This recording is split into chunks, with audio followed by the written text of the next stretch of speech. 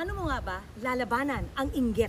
Number one, congratulations. Kung alam mong naiinggit ka, tanggapin mo yon.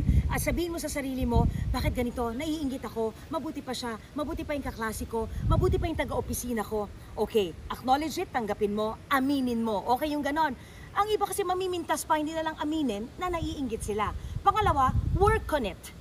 Bakit ka naiinggit sa iba? Iniidolo mo ba sila? Ang galing magsalita, ang talino, wow, ang ganda, ang payat. Kung ano man ang kinaiinggitan mo, positive naman yon. Work towards being like your idol.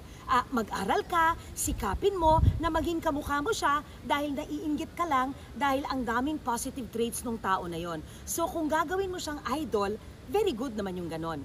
Pangatlo, stop comparing yourself. Dahil sigurado ako, marami kang kakayahan, marami kang strengths na wala naman sa ibang tao. Count your blessings. Lahat naman tayo biniyayaan ng kagandahan sa katawan, talino, kung ano man yan. No? Hindi naman tayo pare-pareho. Talagang ang talent mo wala sa iba, ang talent ng iba wala sa'yo. Stop scrolling in social media dahil hindi yan nakakatulong. Hindi naman lahat ng nakikita natin sa social media ay totoo. So ingat-ingat din.